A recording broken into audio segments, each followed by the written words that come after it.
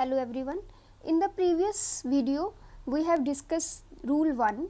Rule 1 का हम कैसे यूज़ करके इंटीग्रेटिंग फैक्टर जो है वो फाइंड आउट करते हैं in exact non exact differential equation. Integrating factor हमने डिस्कस कर लिया हुआ क्या होते हैं. इनका पर्पस होता है कि नॉन एग्जैक्ट को एग्जैक्ट बनाना. सो रूल 1 हमने डिस्कस किया था लास्ट वीडियो में. अब हम डिस्कस करेंगे rule 2. If rule 1 is not applicable then we use rule 2. हम चेक करते हैं कि रूल 2 तब लगेगा. पहले हम रूल 1 जो है वो वेरीफाई करते हैं कि रूल 1 जो है वो एप्लीकेबल है या नहीं. So first of all first step जो है आपने जब भी सॉल्व करना है सबसे पहले, जैसे मैंने लास्ट वीडियो में बताया था कि सबसे पहले हमने एग्जैक्ट चेक करना है. अगर वो एग्जैक्ट नहीं आई देन हम रूल 1 चेक करेंगे. अगर रूल 1 जो है वो एप्लीकेबल नहीं हुआ देन हम रूल 2 पे मूव करते हैं. सो रूल 2 जो है that is if m dx plus n dy equal to 0 is of the form.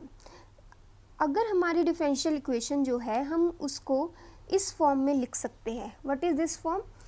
dx के साथ हमारे पास y कॉमन आ जाए, उसके बाद जो फंक्शन बचे that will be function of x into y only.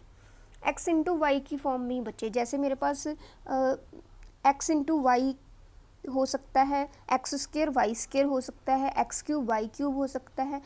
जो पीछे जो रिमेनिंग है वहाँ पे एक्स क्यूब वाई ऐसा नहीं हो सकता, क्योंकि एक्स क्यूब इंटू वाई ये हमारे पास फंक्शन चाहिए एक्स इंटू वाई का. इसी तरह से जो डी वाई वाली टर्म है उसके साथ एक्स कॉमन आने के बाद एक्स वाई का फंक्शन बचना चाहिए. If differential equation can be written in this form, अगर हम डिफरेंशियल इक्वेशन को इस फॉर्म में लिख देंगे देन हम कह सकते हैं this is integrating factor. 1/mx minus N y is integrating factor. जो लास्ट कंडीशन थी वहाँ पे हमारे पास आया था फर्स्ट रूल में mx plus n y equal to 0. तो हमारे पास था कि mx प्लस एन वाई 0 नहीं होना चाहिए. सेम यहाँ पे भी डिनोमिनेटर 0 नहीं होना चाहिए. सो mx माइनस एन वाई जो है दैट शुड नॉट बी 0. सो ये फॉर्म कैसे बनती है इसको हम लोग एक एग्जाम्पल से देखते हैं. एक फुल क्वेश्चन करते हैं जिससे आपको वेरीफाई क्लियर हो जाएगा कि हमने रूल 2 जो है वो कैसे अप्लाई करना है. So I am taking one example. So एक क्वेश्चन जो है वो डिस्कस करते हैं.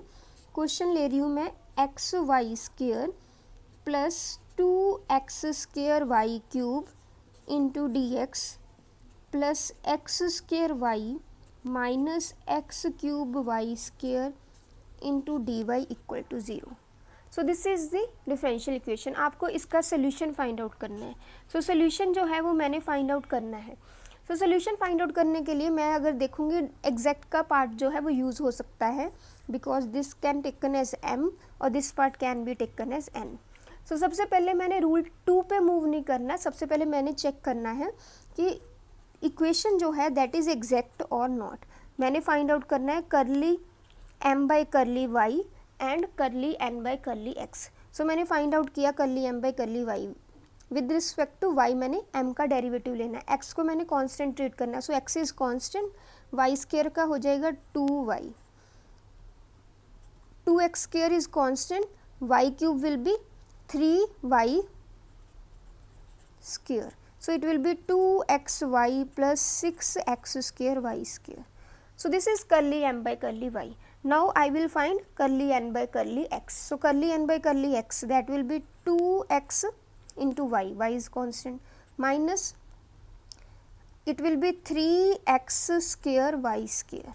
So अगर मैं दोनों वैल्यूज़ को देखूँ तो दोनों इक्वल नहीं आ रही. curly m by curly y is not equal to curly n by curly x. So equation is non exact. Equation जो है हमारे पास जो डिफरेंशियल इक्वेशन है that is non exact differential equation. If it is non exact differential equation तो मैं इसको exact बनाऊंगी.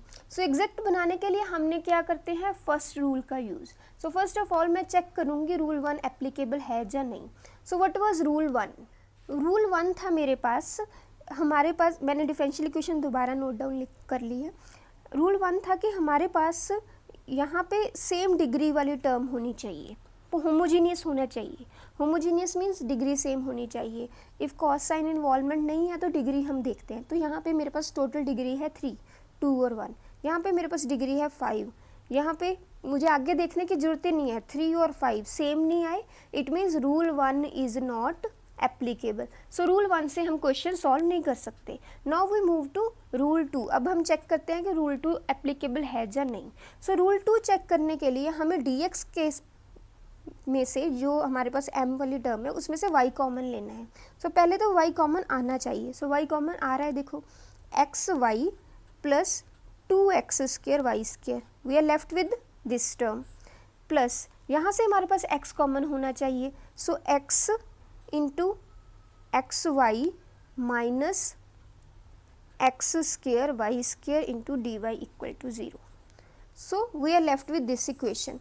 अब मैं ध्यान से देखूंगी तो मेरे पास रूल 2 एप्लीकेबल हो जाएगा। So what was rule 2? y into some function of x y into d x plus x into some function of x y into d y equal to 0। इस फॉर्म में लिखा डिफरेंशियल इक्वेशन इस form में होनी चाहिए। तो है मेरी डिफरेंशियल इक्वेशन, y कॉमन आ गया। जो पीछे रेस्ट जो टर्म्स हैं वो एक्स वाई की ही हैं, जितनी पावर x की है उतनी ही पावर y की है। नेक्स्ट टर्म में देखो x की पावर 2 है, y की पावर 2 है, सो सेम डिग्री आ रही है हमारे पास x और y की। इसी तरह से नेक्स्ट जो टर्म है उसमें से मैंने x कॉमन ले लिया, x की पावर 1 y की power 1, x square y square. So x और y का फंक्शन है, this is function of x y. जैसे हमारे पास फंक्शन ऑफ x होता है तो मीन्स x की पावर्स होनी चाहिए। अब मेरे पास एक्स वाई की पावर्स होनी चाहिए। सो एक्स वाई की पावर यहाँ पे 1 बन रही है, एक्स वाई की यहाँ पे पावर 2 बन रही है, यहाँ पे एक्स वाई की पावर 2 बन रही है। सो इस फॉर्म में लिखा जा सकता है। मैंने डिफरेंशियल इक्वेशन को इस फॉर्म में लिख दिया। सो मेरा रूल 2 जो है वो एप्लीकेबल हो जाएगा। So integrating factor will be 1 by M x minus N y. So this will be integrating factor. So हम इसको फाइंड आउट कर लेंगे। सो मेरे पास एम एक्स था, M x was this one x y square plus 2x स्क्र। इसको मैं मल्टीप्लाई करूँगी x के साथ। So it will be x square y square plus 2x cube y cube minus N y. So n मेरे पास ये वाली टर्म है, इसको मैंने y से मल्टीप्लाई करना है। विद ब्रैकेट है हमारे पास x square y square minus x cube y cube. जब मैं इस ब्रैकेट को ओपन करूँगी so sign will be changed, x square y square plus x cube y cube. So x square y square will be cancelled out and we will left with 1 by 3x cube y cube। जो हमारे पास ये term है that should be in the simplified form, ज़्यादा complicated नहीं होनी चाहिए। अगर बहुत कॉम्प्लिकेटेड टर्म आ जाती है जिससे हमारी डिफरेंशियल इक्वेशन जो है वो डिफ़िकल्ट हो जाए तो हम लोग के लिए यही मुश्किल होएगा कि इंटीग्रेशन करनी डिफ़िकल्ट हो जाएगी। तो इंटीग्रेशन डिफ़िकल्ट नहीं ज़्यादा होनी चाहिए, ये ऑटोमेटिकली आपके पास सिंप्लीफाइड फॉर्म में होएगी। अगर सिंप्लीफाइड फॉर्म में नहीं आ रही, बहुत डिफ़िकल्ट आ रही है, देन हम रूल 3, रूल 4, रूल 5 जो है वो भी चेक कर सकते हैं।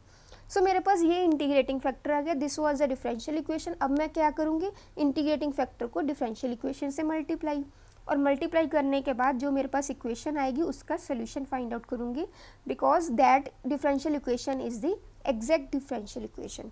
सो मैं इस इक्वेशन को मल्टीप्लाई कर रही हूँ 1 by 3x square y square, तो मेरे पास नई m डैश और n डैश की वैल्यू आ जाएगी। सो लेट्स सी क्या वैल्यू आ रही है हमारे पास। This was the differential equation and 1 by 3x cube y cube was the integrating factor. अब मैं इंटीग्रेटिंग फैक्टर को इससे मल्टीप्लाई कर दूँगी। सो आई विल गेट, मैं मल्टीप्लाई कर रही हूँ इस टर्म से, एक्चुअली डिवाइड कर रही हूँ, तो ओवरऑल डिवाइड करने के बजाय मैं सेपरेट भी कर सकती हूँ इसको, 1 by 3x cube y cube into d y. जिससे हम मल्टीप्लाई या डिवाइड कर रहे हैं उसको हम यहाँ पे सॉल्व आउट कर सकते हैं, लेकिन ओवरऑल एलसीएम नहीं ले सकते हम इस टर्म का। अगर ओवरऑल एलसीएम लेके हमने वहाँ पे शिफ्ट कर दी कोई टर्म तो वो इक्वेशन जो है वो एग्जैक्ट नहीं रहेगी। सो इस चीज़ को ध्यान रखना है कि हमने इकट्ठा करना नहीं है, इनको टर्म्स को कॉमन करके कुछ भी कॉमन लेके कैंसिल नहीं करना इंटीग्रेटिंग फैक्टर फाइंड आउट करने के बाद। सो यहाँ पे मेरे पास आ जाएगा 3x cube y cube minus x cube y square over 3x cube y cube into d y equal to 0। अब मैं कुछ जो टर्म्स कैंसिल हो सकती हैं उसको कैंसिल कर देती हूँ। y यहाँ पे मेरे पास बच जाएगा 1 by 3x square y plus 2 by 3x, यहाँ पे मेरे पास है y cube so y cube वाली कोई टर्म नहीं बचेगी, इंटू डी एक्स प्लस यहाँ पे मेरे पास वाई डिनोमिनेटर में स्क्वायर बच जाएगा और न्यूमिनेटर में 1 नहीं आएगा, 3xy²। एंड जो लास्ट टर्म है that will be minus x cube cancel हो गया, y/3 into d y, sorry denominator में y आएगा, 1/3y into d y equal to 0। So this is equation which is exact. If it is exact then solution हम find out कर सकते हैं। Solution will be integration y constant m, this is m, 1/3x² plus 2/3x। ये हमने discuss किया था previous video में भी कि हम कैसे सोल्यूशन फाइंड आउट करते हैं, वो स्टार्टिंग में आपको बता दिया था।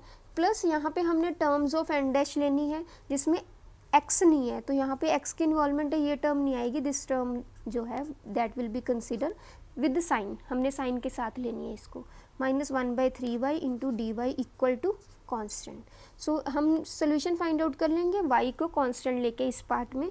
सो 1/3y पीछे बचेगा हमारे पास 1/x² dx plus 2/3 1/x dx minus 1/3 1/y dy equal to constant. So हमने इस पार्ट की इंटीग्रेशन कर लेनी, 1/3y, इस पार्ट की इंटीग्रेशन होगी -1/x।